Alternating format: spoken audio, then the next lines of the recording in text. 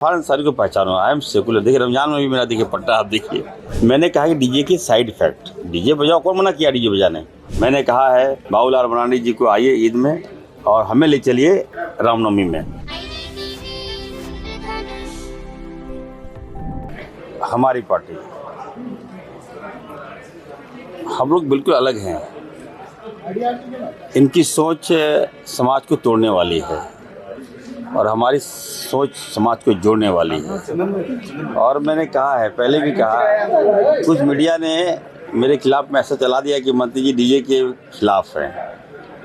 कितना मतलब ऐसी सोच कभी कभी खराब लगता है कि अरे इरफान अंसारी को पहचानो। I am secular. देखिए रमजान में भी मेरा देखिए पट्टा आप देखिए। मैंने कहा कि डीजे के साइड इफेक्ट, डीजे बजाओ, कौन मना किया डीजे बजाने, लेकिन इसको मुद्दा बनाकर मतलब दिखाना चाह रहा है कि आपसी भाईचारगी को युवाओं के बीच में दिग्भ्रमित पैदा करना चाहता है ये लोग। ऐसी कोई बात नहीं है। सभी का धर्म है, सभी का सम्मान है। मैंने कहा है बाबूलाल मरांडी जी को आइए ईद में और हमें ले चलिए रामनवमी में। यही खूबसूरती है। और यहाँ का लाइन ऑर्डर कौन तोड़ेगा?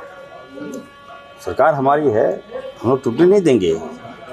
जो लोग तोड़ेंगे ऐसा करेंगे। बिल्कुल बिल्कुल। अगर सौहार्द को कोई बिगाड़ेगा उस पर कार्रवाई होगा। कौन बड़ी बात है इसमें। और डीसीएसपी क्या करेगा फिर?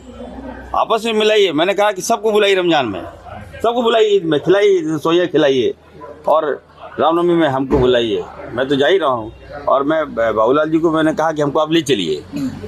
मैं खेलूँगा तो बाबूलाल जी के साथ खेलूँगा। मैं जहाँ बाबूलाल जी बुला ले मैं वहाँ आ जाऊँगा। मैं खेलना चाहता हूँ। और आपस में झारखंड को हमको मजबूत करना है, यहाँ के सौहार्द को और मजबूत करना है। हमारा विकास पे फोकस है। देखिए आज हेल्थ में इतना अच्छा, हमें लगता है कि अब तक इतिहास में पहली बार ऐसा स्वास्थ्य मंत्री है जितना ज़्यादा क्वेश्चन मुझे मिला है।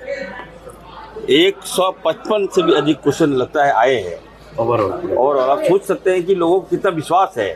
अब विधायकों की उम्मीद है कि नहीं, मैं काम हो रहा है, मंत्री जी को क्वेश्चन करेंगे तो हॉस्पिटल मिल जाएगा, डॉक्टर्स मिल जाएगा। तो फोकस मेरा काम पर है। मैं फिर से कहना चाहता हूँ, गंगा जमुना तहजीब को मजबूत कीजिए, भाईचारगी को और मजबूत कीजिए। तमाम मीडिया से मेरा आग्रह होगा कि अभी पॉजिटिव चलाइए। अगर कहीं कुछ घटनाएं घटेगी तो दोनों लोगों पर कार्रवाई होगा, दोनों लोग जेल जाएंगे। ठीक नहीं लगता है। और जो लोग उस्का रहे हैं, जो नेता उस्का रहे हैं, वैसे नेताओं पर कार्रवाई होगी। मैं साफ बोल रहा हूँ। जो नेता, याद रखिएगा।